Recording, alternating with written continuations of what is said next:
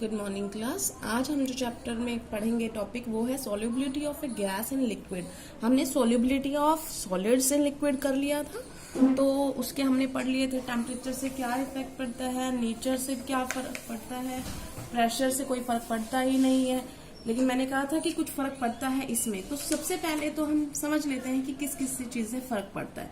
सबसे पहले तो नेचर ऑफ गैस, कौन सी गैस है।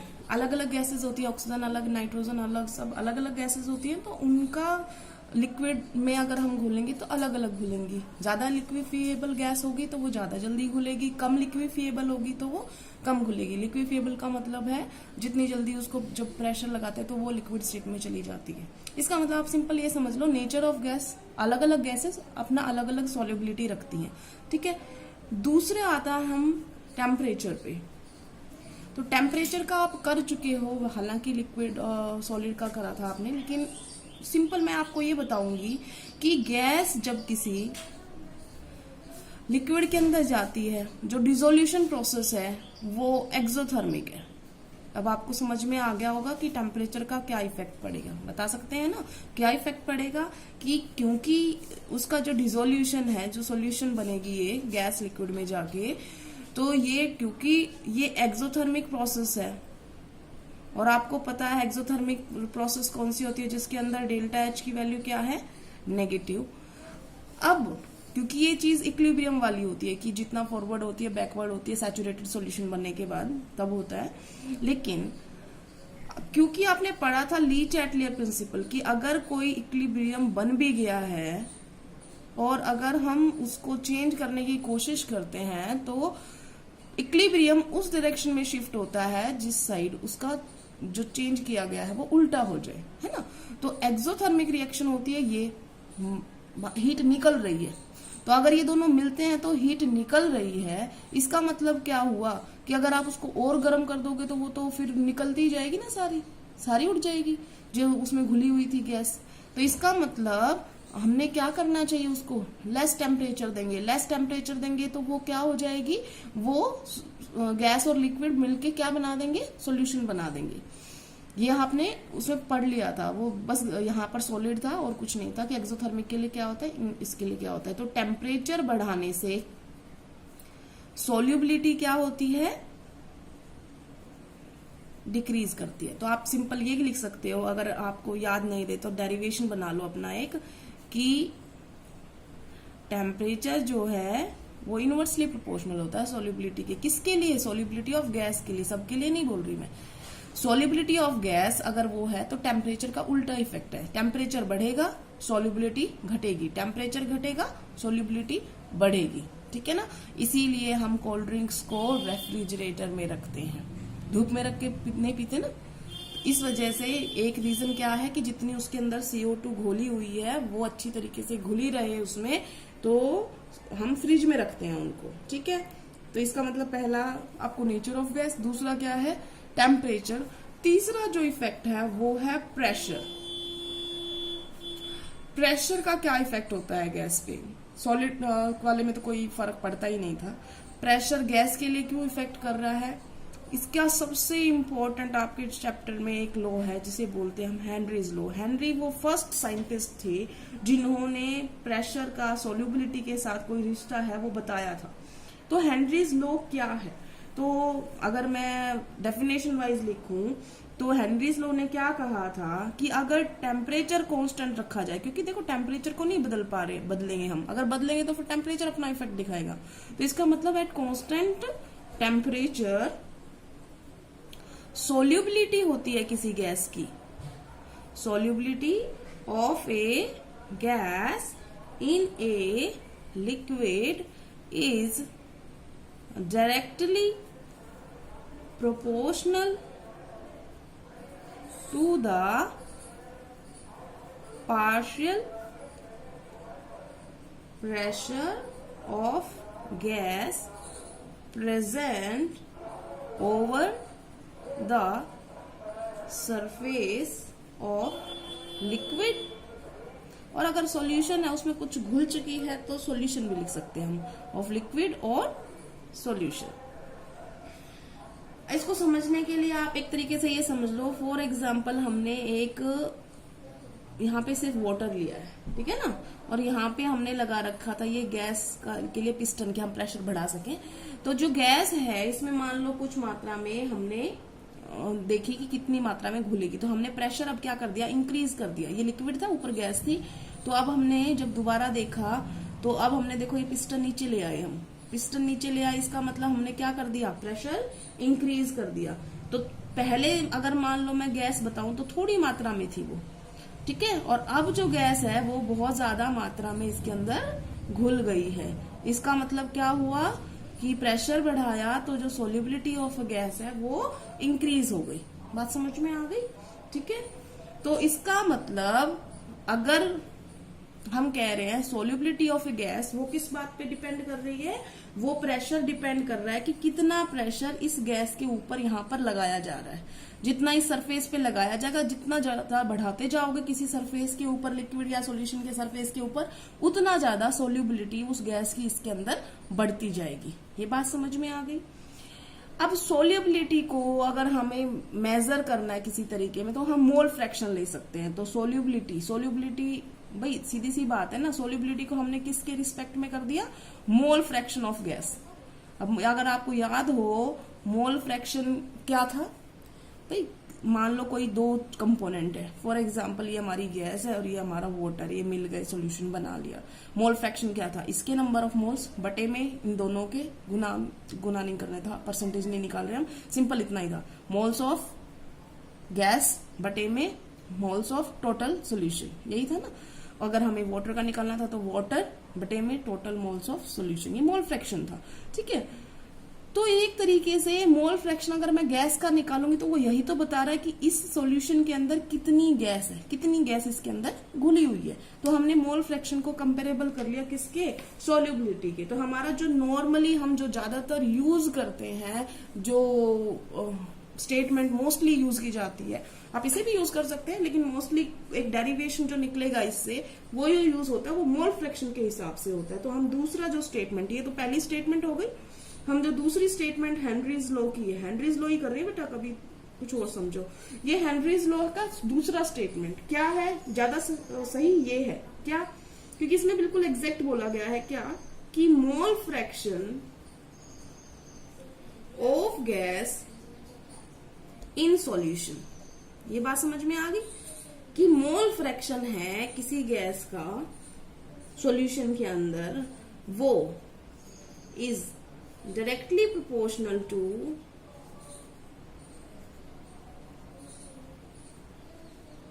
the partial pressure of the gas over the solution। कि जो मोल फ्रैक्शन है, मोल फ्रैक्शन एक तरीके से थी सॉल्युबिलिटी, तो सॉल्युबिलिटी डायरेक्टली प्रोपोर्शनल है किसके, पार्शियल प्रेशर की। गैस के यहाँ जो पार्शियल प्रेशर है वो कितना है, इसका मतलब जो यहाँ पे कोई गैस है उसका पार्शियल प्रेशर कितना है, उस पर डिपेंड करेगा मोल फ्रैक्शन, उसकी सॉल्युबिलिटी, ठीक है। तो हम इसको अगर टर्म में लिखना चाहें तो क्या लिखेंगे कि पार्शियल प्रेशर और ये दोनों क्या है, डायरेक्टली प्रोपोर्शनल। तो पार्शियल प्रेशर के लिए small p is directly proportional to mole fraction of gas, ठीक है। अगर मैं इस डायरेक्टली प्रोपोर्शनल का साइन हटाती हूं तो ये आ जाएगा क्या, KH इंटू में X। ये आपका हेनरीज लॉ का एक्सप्रेशन हो गया, ठीक है ना। उसके अंदर ये P क्या है आपके, अभी बताया था आपको क्या, partial pressure of the gas over the solution, लिख सकते हैं ना, पूरा लिख देना, ठीक है ना, partial pressure of the gas over the solution. इसमें x क्या है, ये भी आपको इसमें दे रखा है, mole fraction of the gas in the solution. यहाँ पे एक जो चीज है जो अभी तक मैंने नहीं बताई है वो क्या है, KH जो होता है बेटा, क्योंकि ये इसके अंदर आया तो हम इसको नाम दे रहे हैं हेनरीज कांस्टेंट, ठीक है।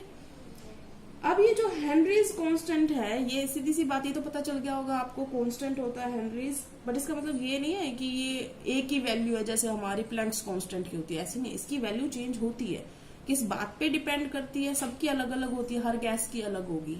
ऐसा नहीं है कि किसी की कम, किसी मतलब एक वैल्यू हो जाएगी, एक नहीं होगी, सबकी अलग होगी, किसी कम होगी, किसी की ज्यादा होगी। अगर हम इसको, क्योंकि ये दोनों एक डायरेक्टली प्रोपोर्शनल थे एक दूसरे के, तो अगर हम ग्राफ बनाना चाहें तो सिंपल ग्राफ आ जाएगा क्या, कि अगर हम यहाँ पे मोल फ्रैक्शन रख रहे हैं, अगर हम यहाँ पे पार्शियल प्रेशर रख रहे हैं, तो एक तरीके से ये लाइन आ जाएगी।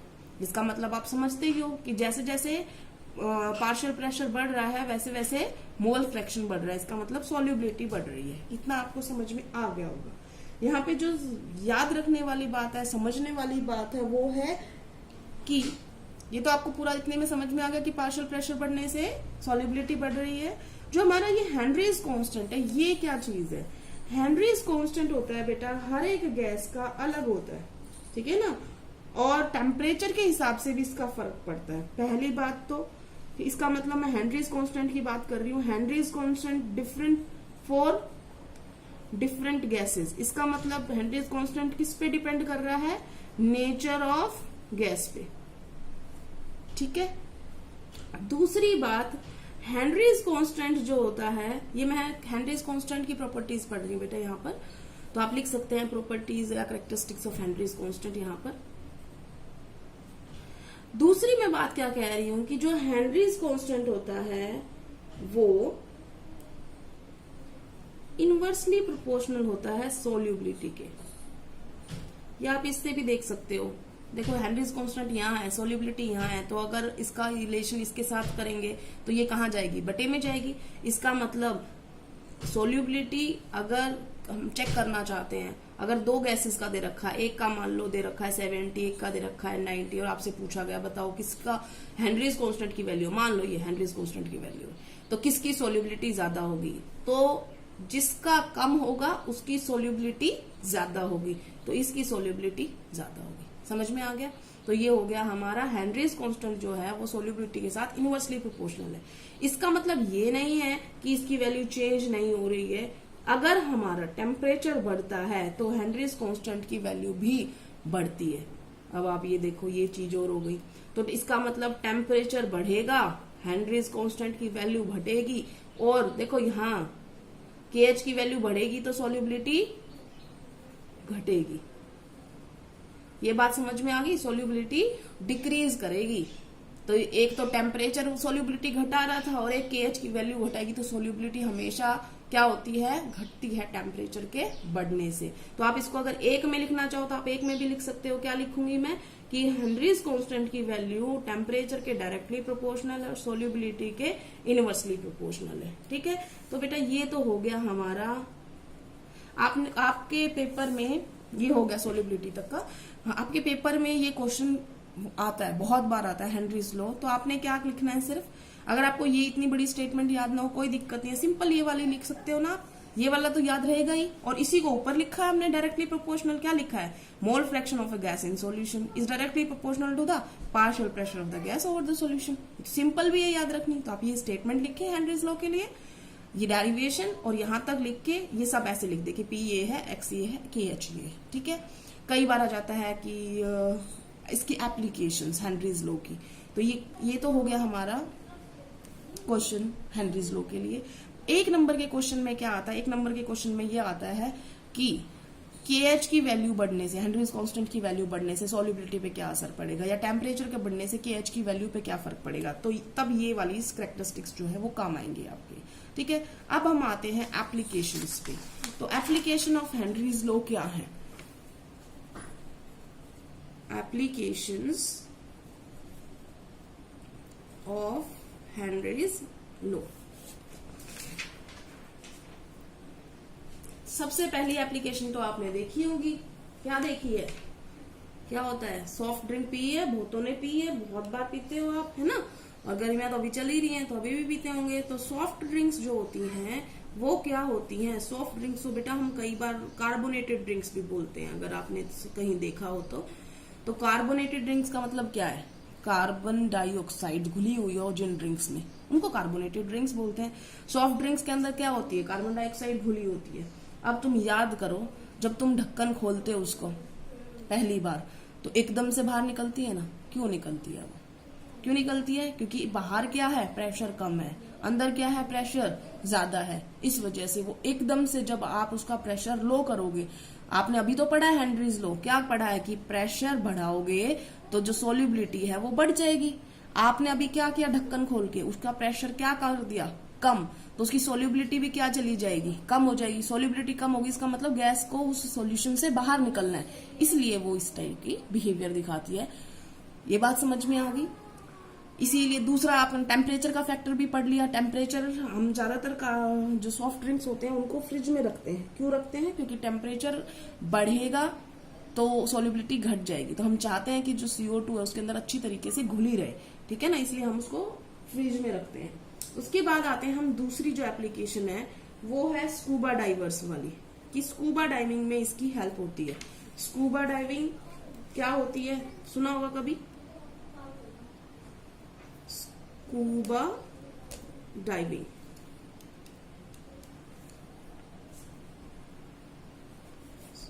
स्कूबा डाइविंग में इसकी हेल्प ली जाती है। अब क्यों ली जाती है ये समझो आप।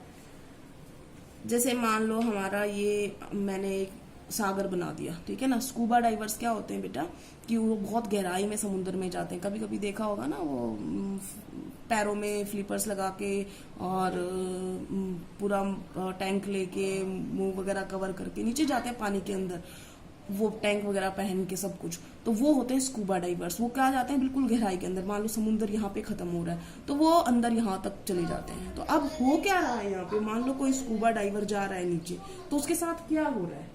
सबसे पहले तो आप ये समझो, जैसे जैसे हम जा रहे हैं वहां पर नीचे जाते जा रहे हैं तो प्रेशर क्या होता जा रहा है, हाई। हम नीचे जा रहे हैं ना गहराई में प्रेशर बढ़ता जा रहा है। अब प्रेशर बढ़ता जाएगा तो वहां पर जो हम टैंक ले रहे हैं उसके अंदर से हमें ऑक्सीजन मिलती जाएगी, घुलती जाएगी, वो तो कोई दिक्कत नहीं है, ऑक्सीजन तो हम कंज्यूम कर लेंगे। लेकिन ज्यादातर अगर सिर्फ एयर भर रखी हो, अगर हमने, अगर वैसे नहीं भरते, लेकिन अगर सिर्फ प्योर एयर भर रखी तो उसके अंदर क्या होगा, नाइट्रोजन प्लस में ऑक्सीजन। सोच के देखो क्या हो रहा है कि जब हम नीचे जा रहे हैं तो खून के अंदर नाइट्रोजन और ऑक्सीजन दोनों बहुत ज्यादा मात्रा में घुल गए हैं, क्योंकि हम नीचे हैं, प्रेशर बहुत हाई है, गैसेस डिजोल्व हो रही हैं खून के अंदर। ऑक्सीजन तो कंज्यूम हो जाएगी, ऑक्सीजन का तो कोई खतरा ही नहीं है, लेकिन नाइट्रोजन जो है उसका कोई कुछ नहीं होने वाला।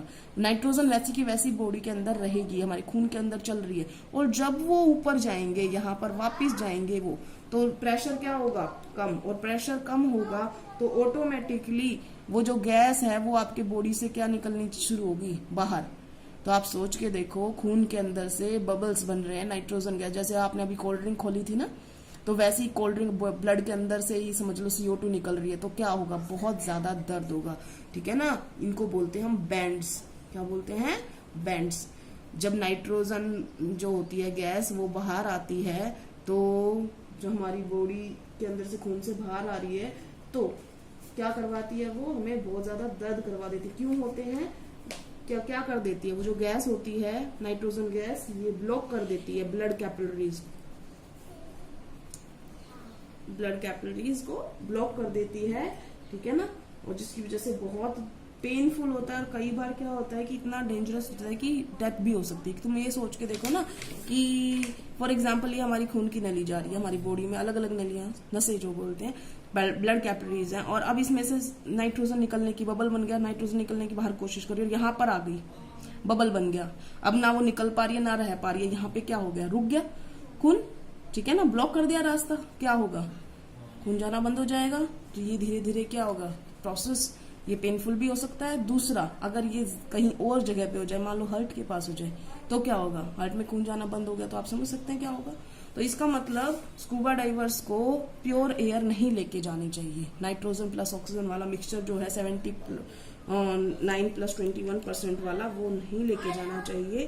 क्या लेके जाना चाहिए, फिर क्या होना चाहिए, तो इस कंडीशन से बचने के लिए उनका जो सिलेंडर होता है उसके अंदर, जो उनका टैंक होता है उसके अंदर 11.7% हीलियम डाल दी जाती है। बाकी कोई दिक्कत नहीं है, फिर नाइट्रोजन रहे कोई दिक्कत नहीं, 56.2 नाइट्रोजन होती है और बाकी 32.1% ऑक्सीजन होती है, ठीक है। तो ये जो होती है ये इस वजह से डाली गई है ताकि बैंड्स ना बने। कम मात्रा में रहेगी अगर नाइट्रोजन तो फिर प्रॉब्लम नहीं होगी। तो ये स्कूबा डाइवर्स का पेपर में अब की बार बोर्ड में क्वेश्चन आया था ये कि बैंड्स क्या होते हैं और एप्लीकेशन बताओ, मतलब ऐसे बताया ही नहीं कि हेनरीज लॉ है, सिंपल ये पूछा बैंड्स क्या होते हैं, क्यों करे जाते हैं, और मतलब क्यों उनका सिलेंडर इस्तेमाल किया जाता है, ऐसा कुछ। ठीक है ना। तो अब आते हैं हम, जैसे फॉर एग्जाम्पल कोई पहाड़ों में रहता है, ठीक है ना, तो पहाड़ों में रहता है तो उसका पार्शियल प्रेशर वहां पे कैसा होगा। कई बार आपने सुना होगा ना, पहाड़ों में जब आप चढ़ते हो तो आपको सांस चढ़ने लग जाती है, इसलिए नहीं कि आप चढ़ रहे हो, इसलिए कि वहां पे एयर के अंदर जो पहाड़ जो होते हैं वहां हाई एल्टीट्यूड है। हाई एल्टीट्यूड मतलब ऊंचाई है बहुत ज्यादा, और ज्यादा ऊंचाई की जगह पे क्या हो जाता है, पार्शियल प्रेशर जो होता है ऑक्सीजन का वो क्या होता है, लेस होता है। जितना आपको ग्राउंड पे मिल रहा है less than eight ground level, जितना आप धरती से चले थे वहां पर ऑक्सीजन क्या है, कम है। अब कम ऑक्सीजन होगी तो इसका मतलब आपकी बॉडी को कम ऑक्सीजन मिल रही है। अब जब आपको ऑक्सीजन कम मिल रही है तो ऑटोमेटिकली आपके सारे काम जो है, एनर्जी जो है, क्योंकि आपको पता है आपको एनर्जी कैसे मिलती है, जो आपने खाना खाया प्लस में वो ऑक्सीजन मिलती है, तभी आपको यहाँ पर सांस लेते हो तब यहाँ पर एनर्जी निकलती है।